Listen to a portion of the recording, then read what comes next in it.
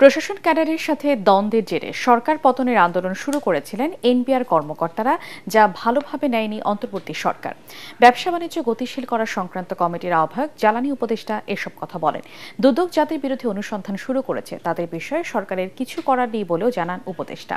তবে এনবিআর এর অধ্যাদেশের কিছু বিষয়ে সংশোধনের সুপারিশ করবে কমিটি।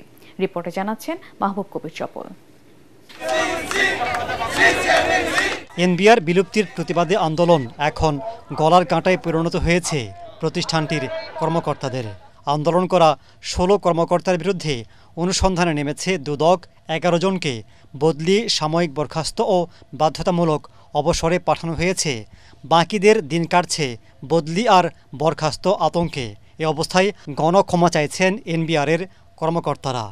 ব্যবসা বাণিজ্য, শিল্প, বন্দর ও রাজস্ব আদায় কার্যক্রম অধিকতর গতিশীল করা সংক্রান্ত কমিটির আহ্বায়ক জ্বালানি উপদেষ্টা জানান, এনবিআর কর্মকর্তাদের আন্দোলনে সরকার পতনের ষড়যন্ত্র ছিল। এইটা অর্থনৈতিক ক্ষতি করা এটার একটা উদ্দেশ্য হয়ে পড়েছে এবং রাজস্ব আদায় বাধাগ্রস্ত করা এটা হয়েছে।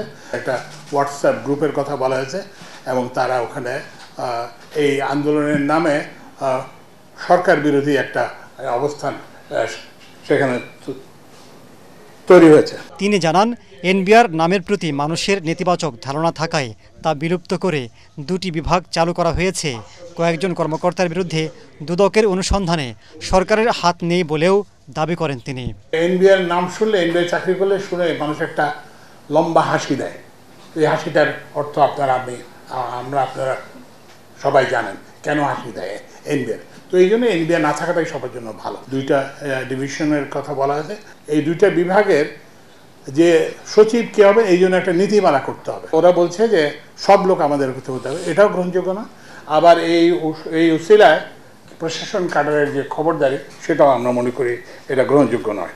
দুদকের যে চার্জেস সেগুলো রিফিউট করবেন এবং তারা করবেন। দুদক তো দায় মুক্তি দেওয়ার জন্য বিখ্যাত। উপদেষ্টা বলেন, সারা দেশে দুদিনের কমপ্লিট শাটডাউনে যে ক্ষতি হয়েছে, কাজের মাধ্যমে তা পুষিয়ে দিতে হবে এনবিআর কর্মকর্তাদের। অধ্যাদেশে শব্দ চয়নে যে চতুরতার আশ্রয় নেওয়া হয়েছে তা সংশোধনের সুপারিশ করবে কমিটি। দেখা গেল যে এই অধ্যাদেশটাতে কিছু মৌলিক ত্রুটি আছে। তো এখানে কিছুটা আমরা বলবো যে চতুরতার আশ্রয় নেওয়া হয়েছে। এই অধ্যাদেশে কতগুলো সমস্যা আমরা কমিটি চিহ্নিত করেছি। তো এইগুলো আমরা তো একটা পরামর্শক কমিটি, আমরা পরামর্শ দেব যে এইগুলোকে করা। ভবিষ্যতে এ ধরনের অযৌক্তিক আন্দোলন হলে তাদের বিরুদ্ধে ব্যবস্থা নেওয়া হবে বলেও জানান উপদেষ্টা ফাউজুল কবির খান। রাজস্ব কার্যক্রম তো চালাতে হবে। মাহবুব কবির চপল, এটিএন বাংলা, ঢাকা। ঠিক আছে।